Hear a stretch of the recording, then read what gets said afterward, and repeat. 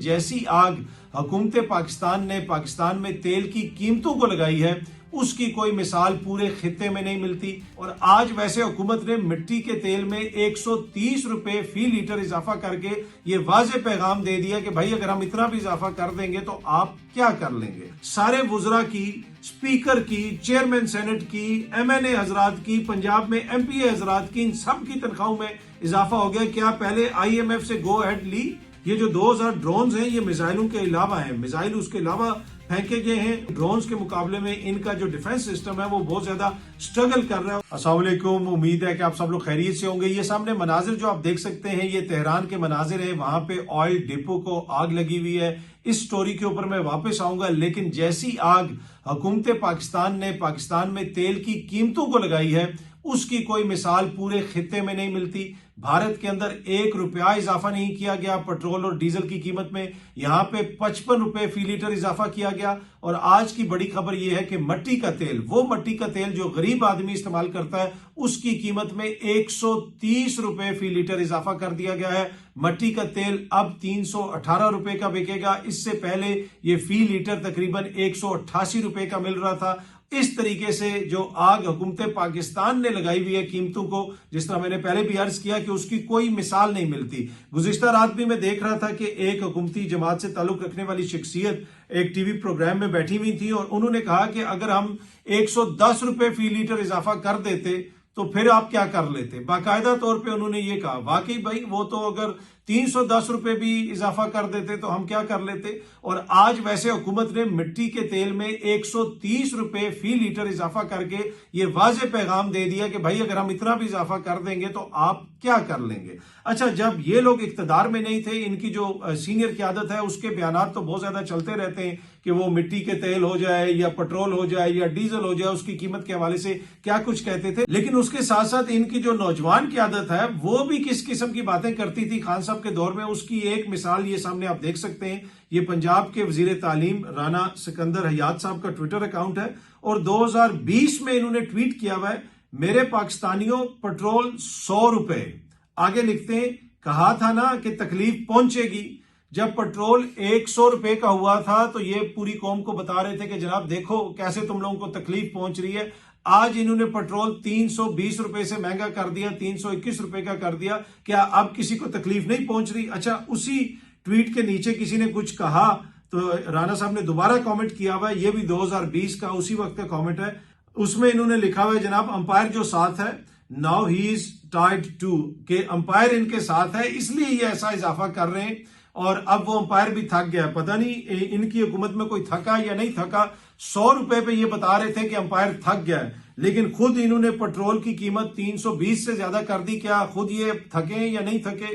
क्या ये निजाम थका है या नहीं थका? और अब जिस तरीके से मट्टी के तेल की कीमत में इजाफा किया गया, उससे आप अंदाजा लगा सकते हैं कि आम बंदा मजीद मुतासिर होगा। और जिस तरह मैंने आपको पहले भी बताया कि भारत ने 1 रुपया ना डीजल की कीमत में इजाफा किया है ना पेट्रोल की कीमत में इजाफा किया। इसी तरह रीजन की जो दीगर हुकूमतें हैं उन्होंने भी पेट्रोल की कीमतों में, डीजल की कीमतों में इस तरह इजाफा नहीं किया। ये तोहफा, खास तोहफा जो है ये इस हुकूमत ने रमजान के महीने में पाकिस्तानियों को दिया है। इमरान खान साहब के दौरे इक़्तिदार में ये असेंबली में खड़े होकर कहते थे मुल्क को गिरवी रख दिया, IMF के आगे बेच दिया, ये कर दिया, वो कर दिया। अब इनकी हालत जो है ये सामने आप देख सकते हैं। ये आज की खबर है एक्सप्रेस ट्रिब्यून की, शहबाज राना साहब की, कि PM clears plan to abolish super tax. अगर आप इस खबर की पूरी तफसील पढ़ें तो prime minister Shahbaz Sharif has given a go head to seek international monetary fund IMF's consent for abolishing the super tax and reducing the income tax rate for salaried persons by 5%। इससे आप अंदाजा लगा लें कि इनकी मौशी खुद मुख्तारी और इनका मौशी प्लान क्या है। कि जनाब वो कहते हैं एक टैक्स वो खत्म करना चाह रहे हैं और जो सैलरीड क्लास है उनके टैक्स में 5% जो है वो कमी की जाए। लेकिन उसके लिए शहबाज शरीफ साहब ने कहा कि जाओ भाई पहले IMF से इजाजत लेके आओ। और भाई अपनी मराद में इजाफा करने से पहले ये IMF से इजाजत लेते, जहाज खरीदने से पहले ये IMF से इजाजत लेते, पेट्रोल का जो कोटा मिलता है अफसरान को, ब्यूरोक्रेसी को, उसमें इंक्रीज करने से पहले ये IMF से इजाजत लेते। सारे वुज़रा की, स्पीकर की, चेयरमैन सेनेट की, MNA हजरात की, पंजाब में MPA हजरात की, इन सब की तनख्वाहों में इजाफा हो गया। क्या पहले IMF से गो अहेड ली? कि हम ये कर सकते हैं या नहीं कर सकते। यहाँ पे सैलरीड क्लास को जो टैक्स में रिलीफ देना है थोड़ा सा, उस हवाले से भी पहले आपको IMF से इजाजत लेनी पड़ेगी। ये हालत है इस वक्त आपकी मौशी खुदमुख्तारी की। ये तजर्बाकारों ने आपकी मौशी खुदमुख्तारी को यहां तक पहुंचा दिया जो उस वक्त कहते थे कि IMF के आगे मुल्क गिरवी रख दिया। पर अब हालत यह है कि एक छोटा सा स्टेप उठाने से पहले भी मईशत के हवाले से इनको IMF से इजाजत लेनी पड़ती है। जब अवाम का मामला होता है, जब हुक्मरान शराफिया को मराद देनी होती है, फिर IMF से ये कुछ नहीं पूछते, फिर ये कहीं से पैसा इधर उधर से मूव करके उनको मराद दे देते हैं। अच्छा जी, ये मनाजिर सामने आप देख सकते हैं, तेहरान के ये मनाजिर हैं। वहां पे जो ऑयल के कुएं हैं, ऑयल के जो डिपो हैं, उनको टारगेट किया गया है इसराइल की जानिब से, अमेरिका की जानिब से। और इस वक्त तेहरान के अंदर सूरत हाल ये है कि बहुत सारे लोग बता रहे हैं कि ऊपर बादल छाए हुए, जो लगता ही है कि उसमें भी तेल चला गया और कुछ बारिश वगैरह हुई है और उनमें भी ऐसे लग रहा है कि पानी के साथ जमीन के ऊपर तेल गिर रहा है। तो ये इस तरीके से वहां पे स्ट्राइक्स की जा रही हैं। इससे पहले इन्होंने एक स्कूल के अंदर स्ट्राइक की, वहां पे बच्चों को मारा। अब वाटर फैसिलिटीज के हवाले से खबरें आ रही थी और उसके बाद ताजा तरीन खबर यह है कि जो ऑयल वहां पे रिजर्व है, जो ऑयल आम बंदे ने इस्तेमाल करना है, जो वहां पे ऑयल के डिपो हैं, उनको ये टारगेट कर रहे हैं। और ये सब कुछ टारगेट किया जा रहा है जमहूरियत के नाम पे कि भाई उस खित्ते के अंदर हमने जमहूरियत को फैलाना है। क्या जमहूरियत ऐसे फैलती है? अच्छा, ट्रंप साहब ने तो बिल्कुल मुंह पका करके रिपोर्टर से बात करते हुए कहा कि वो जो स्कूल पे हमला हुआ है वो ईरान का अपना मिसाइल था, हमने तो किया ही नहीं। हालांकि CNN की, ब्लूमबर्ग की, दीगर बहुत सारे इदारों की रिपोर्ट्स हैं कि जो भी तहकीकात अब तक हुई हैं उससे ये चीज वाज़ेह है कि अमेरिका ने वो स्ट्राइक की। लेकिन ट्रंप कह रहा है कि नहीं जी, वो ईरान ने खुद ही कर दिया।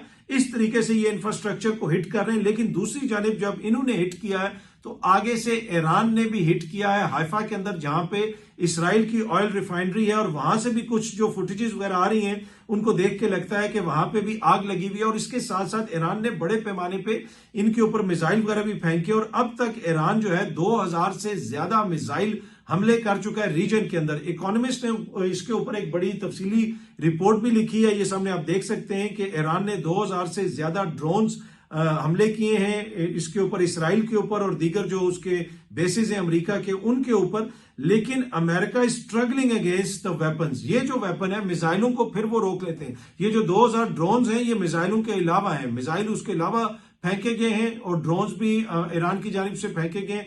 ड्रोन्स को रोकने में उनको ज्यादा रुकावट हो रही है, मिसाइल फिर ऊपर जाता है, उसको वो रोकने की कोशिश करते हैं। लेकिन ड्रोन्स के मुकाबले में इनका जो डिफेंस सिस्टम है वो बहुत ज्यादा स्ट्रगल कर रहा है। और उसी हवाले से तफसीलात जो है वो इकोनॉमिस्ट ने अपने आर्टिकल में बताई। अच्छा, एक और जो ब्रेकिंग न्यूज ये आ रही है कि ईरान ने कुछ अमरीकी फौजियों को पकड़ लिया है। अब ये किस जगह पे पकड़ा है, किस जगह पे थे अमरीकी फौजी, अगर ये कोई फौजी पकड़े गए हैं तो ये ऐन मुमकिन है कि जो कुर्दिस्तान का रीजन है वहां से पकड़े जाएं, क्योंकि वो जो बेस है वो ईरान के बिल्कुल करीब है। उसके अलावा किसी और जगह पे अगर पकड़े जा सकते हैं तो वो स्ट्रेट ऑफ हॉर्मज के अंदर जो है वहां पे हो सकता है कि ईरान ने इनके कोई फौजी पकड़ लिए हों, क्योंकि माजी के अंदर भी उस रीजन में इनकी जो बोट्स वगैरह हैं, मगरबी ममालिक की, मगरबी इत्तेहादियों की जो बोट्स वगैरह घूम रही होती थी, ईरान उनको रोकता भी था। और एक दो मौकों के ऊपर ईरान ने मगरबी फौजियों को वहां पे माजी में पकड़ा भी है और बाकायदा उनकी फुटेजेस वगैरह भी बाद में जारी की गई। और फिर एक मौके के ऊपर वहां पे बरतानवी फौजियों को भी पकड़ा गया,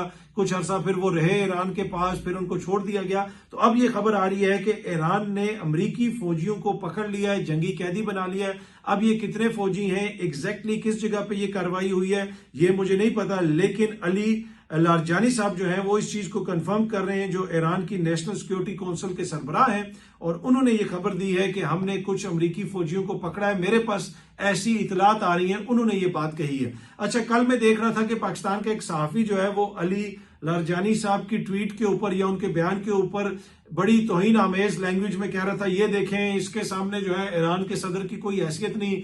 वो सुबह कह रहा है कि हम किसी पे हमला नहीं करेंगे, ये कह रहा है जी हम खित्ते के अंदर हमले जारी रखेंगे जहां से हम पे हमले होंगे। कोई उसमें कॉन्ट्रडिक्शन नहीं है, दोनों का एक ही मौकिफ है, चाहे उनके सरबराह हो नेशनल सिक्योरिटी काउंसिल के या उनके सदर हो, वो यही कह रहे हैं कि जो खिता, जो मुल्क, जो एयर स्पेस हमारे खिलाफ इस्तेमाल नहीं होगी हम उधर अटैक नहीं करेंगे। जिस मुल्क की एयर स्पेस, जिस मुल्क की जमीन हमारे खिलाफ इस्तेमाल होगी उसको हम निशाना बनाएंगे। लेकिन आप इससे अंदाजा लगा लें कि ये जो बहुत सारे इनकलाबी थे, ये वो इनकलाबी सहाफी हैं कि सऊदी अरब के क्राउन प्रिंस जब पाकिस्तान आ रहे थे इमरान खान के दौर में, तो जमाल खशोगी जो सऊदी एक सहाफी था जिसको तुर्की में सऊदीज ने मार दिया था, इन्होंने उसकी डीपीज लगा दी थी अपने ट्विटर अकाउंट्स के ऊपर, अपने सोशल मीडिया अकाउंट्स पे, बहुत सारे ऐसे सहाफी थे। और अब जो खित्ते के अंदर बच्चियों को मारा जा रहा है, स्कूल की बच्चियों को मारा जा रहा है, जो बर्बरियत का मुजाहरा इसराइल और अमेरिका की जानिब से किया जा रहा है, ये उसके ऊपर तनकीद करने के बजाय कह रहे हैं कि भाई ईरान में ही वो गलतियां ढूंढ रहे हैं। भाई ईरान में बहुत सारी गलतियां होंगी, लेकिन इस वक्त जो जालिम है कम से कम उसको तो पॉइंट आउट करो ना कि ये जालिम कैसे जुल्म कर रहा है। लेकिन इनका सारा इनकलाब, इनकी सारी जमहूरियत, इनकी सारी ये डेमोक्रेसी जो है, या वो वोट की इज्जत, या वो अवामी बालादस्ती और जमहूरियत, ये वो जितने मर्जी आप मिसालें दे लें, वो सारी चीजें तब तक थी जब तक इमरान खान साहब की हुकूमत थी। उसके बाद से ये बिल्कुल जो है इनका पैंतरा सबका बदल गया है। बड़े बड़े इनकलाबी थे जो शामिल हो गए पंजाब की निगरान हुकूमत में, फिर पीसीबी में जाके बैठ गए। बल्कि वो शाहिद अफरीदी भी कह रहा था जी वो फलाना बंदा पीसीबी में कहां से आ गया। भाई उनको बताया कि पीसीबी के अंदर पंजाब हुकूमत की निगरान जो है काबीना से माशाल्लाह बहुत सारे लोग आए हुए हैं। जिस तरह खुद वजीर आला साहब आए हुए हैं, पंजाब का निगरान वजीर आला जो है वो भी पीसीबी का अगर चेयरमैन बन सकता है तो कोई निगरान वजीर क्यों नहीं पीसीबी के अंदर आ सकता है। तो शाहिद अफरीदी साहब को इस पे क्या मसला है, पर एनीवे वो इस पे नाराजगी का इजहार कर रहे थे कि ये बंदा कहां से आ गया। भाई ये इस तरह के जो इनकलाबी थे जो इमरान खान के दौर के अंदर, वो उसके बाद से जो है हालात बदल के, ख्यालात बदल गए, सब कुछ बदल गया। एनीवे ये जनाब इस वक्त ईरान की जानिब से भी खित्ते के अंदर कार्रवाइयां हो रही हैं। ईरान के अंदर जिस किस्म की कार्रवाइयां की जा रही हैं, अब इसमें बिल्कुल वाज़ेह है कि सिविलियन इंफ्रास्ट्रक्चर को टारगेट किया जा रहा है। मैंने आपको पहले बताया था कि जो जो अमेरिका की फ्रस्ट्रेशन बढ़ेगी, ये सिविलियन इंफ्रास्ट्रक्चर को ज्यादा से ज्यादा टारगेट करेंगे। इन्होंने पुलिस स्टेशन तबाह कर दिए, पुलिस हेडक्वार्टर्स तबाह कर दिए, इस ख्वाहिश के ऊपर, इस उम्मीद के ऊपर कि अवाम खड़ी हो जाएगी। अवाम तो खड़ी नहीं हुई। अब इन्होंने ये किया है कि जिस चीज से अवाम को ज्यादा से ज्यादा नुकसान हो, उन चीजों को इन्होंने उस जगह पे टारगेट करना शुरू कर दिया। अच्छा, ये आप खबर देख सकते हैं, चीन का अमेरिका और इसराइल को बड़ा पैगाम, ईरान पर हमले फौरी बंद करने का मुतालबा।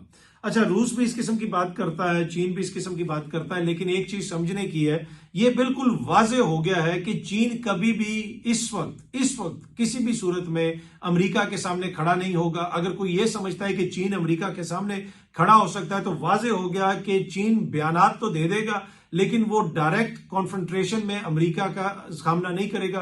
पता नहीं वो उसका मुकाबला नहीं कर सकता, या उसको पता है कि दोनों तरफ से फिर तबाही होगी, तो ये मुनासिब नहीं है। तो लिहाजा चीन जो भी करता है वो बातों की हद तक है। अब आप देख लें कि जो कुछ जो है शाम में हुआ, उसमें रूस ने कितना रोका। रूस ने तो फिर जाके वहां पे अपनी फौज वगैरह भेज दी थी। चीन तो बिल्कुल नहीं भेजता। चीन अपनी कंपनियां भेज देता है कि वहां पे जाओ, पैसे लगाओ और पैसे कमाओ और पैसा निकालो, लेकिन चीन अपनी फौज किसी की मदद के लिए नहीं भेजता। ये सारी एपिसोड से बिल्कुल वाज़ेह हो गया। वो जो चीन कहता था कि मैं इतने अरब डॉलर की इन्वेस्टमेंट करूंगा ईरान के साथ, ईरान से वो तेल भी लेता है, बहुत सारे उसके मुफादात भी हैं, लेकिन उसके बावजूद अब तक की जो सिचुएशन है उसमें ये चीज बिल्कुल वाज़ेह है कि चीन किसी की भी डायरेक्ट फौजी मदद नहीं करता। किसी के लिए आके वो ये नहीं कहेगा कि भाई अब आपने इस पे हमला किया तो हम ये कर देंगे। ईरान के ऊपर ये जो अमेरिका और इसराइल की जानिब से गैर कानूनी हमला किया गया है, अक़वाम मुत्तहिदा की मर्जी के बगैर, उसकी इजाजत के बगैर, लेकिन उसके बावजूद ना रूस आके सामने खड़ा हुआ है, ना चीन आके सामने खड़ा हुआ है। तो ये चीज अब मेरे ख्याल में काफी हद तक क्लियर है कि दुनिया की वाहिद सुपर पावर अमेरिका ही है, और उसके सामने चीन भी खड़ा होने के लिए तैयार नहीं है। इस्लामाबाद में जी औरत मार्च जो एक्टिविस्ट हैं उनको गिरफ्तार किया गया है। डॉक्टर फरजाना बारी साहिबा को भी गिरफ्तार किया गया है। ये सामने आप देख सकते हैं, डॉन न्यूज भी रिपोर्ट कर रहा है कि Aurat March activist detained by police in Islamabad ahead of international women's day rally. अच्छा, अब इन सारी ख्वातीन को जो गिरफ्तार किया गया, एक वीडियो वगैरह भी आई है और जिसमें देखा जा सकता है कि पुलिस वैन के अंदर उनको बैठा के या प्रिजन वैन के अंदर बैठा के उनको शिफ्ट वगैरह किया जा रहा है। और उस हवाले से कहा यह जा रहा है कि जो इस्लामाबाद प्रेस क्लब की तरफ कालबन ये कोई मार्च वगैरह करना चाहते थे, वो रास्ते को भी बंद कर दिया गया है।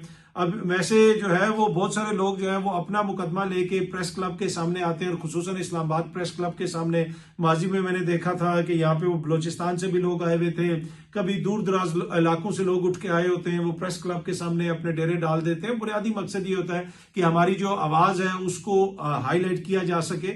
और जब यहाँ पे वो बलोचिस्तान से लोग आए हुए थे तो कितने हफ्ते तो प्रेस क्लब के आगे पीछे खारदार तार लगी हुई थी और वो रोड पूरी ब्लॉक थी, आप उस रोड पे नहीं जा सकते थे।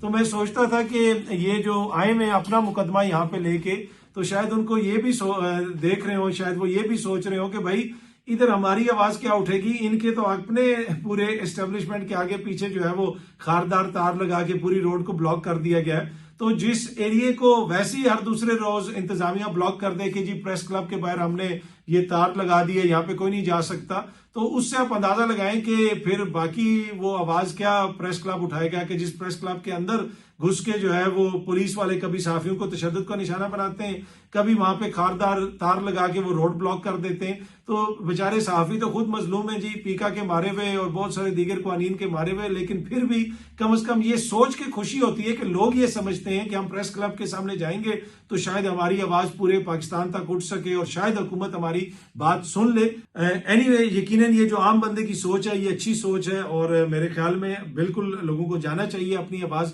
उठानी चाहिए। और वैसे जब फिर वो खारदार तार लगा दी जाती है, प्रेस क्लब के आगे पीछे रोडों को ब्लॉक कर दिया जाता है, तो आवाम को फिर मीडिया की आजादी के लिए भी आवाज उठानी चाहिए कि देखें जनाब, मीडिया को तो खुद खारदार तारों के पीछे बंद कर दिया गया है। पर एनीवे, औरत मार्च के हवाले से आज जो रैली वगैरह थी शायद, और वो रैली करना चाहते थे, उस दिन भी मैं उधर से गुजर रहा था, इधर F6 के एरिया में इस्लामाबाद में प्रेस क्लब के करीब, तो कुछ ख्वातीन वहां पे खड़ी हुई जो कह रही थी कि औरत मार्च जो है वो होगा 8 मार्च को, और आज जो है इस औरत मार्च को गालिबन रोकने की कोशिश की गई है। तो जब आप एहतजाज की इजाजत नहीं देते, किसी किस्म के प्रोटेस्ट की इजाजत नहीं देते, उससे फिर कोई एक सियासी जमात या कोई एक तबका मुतासर नहीं होता। जब शख्सी आजादियां कर्टेल होती हैं तो फिर किसी सियासी जमात के सिर्फ दफ्तर के बाहर खारदार नहीं लगती, फिर प्रेस क्लब के बाहर भी खारदार तार लगती है, फिर सियासी जमातों का मार्च भी रोका जाता है, फिर मजहबी जमातों का मार्च भी रोका जाता है, फिर औरत मार्च भी रोका जाता है। और इन सारे जो मार्चों को रोकने वाली बात है उसमें हमारा इंटरेस्ट इतना है कि ये जो शख्सी आजादियां उनको कर्टेल किया जा रहा है। हर किसी को आजादी होनी चाहिए आईने पाकिस्तान के मुताबिक, वो अपने मार्च कर सकें, अपना वो एहतजाज कर सकें, अपना वो प्रोटेस्ट रिकॉर्ड करवा सकें, आइन और कानून के दायरे के अंदर रहते हुए। बहुत जल्दी आप सब दोस्तों से दोबारा मुलाकात होगी। Thank you very much.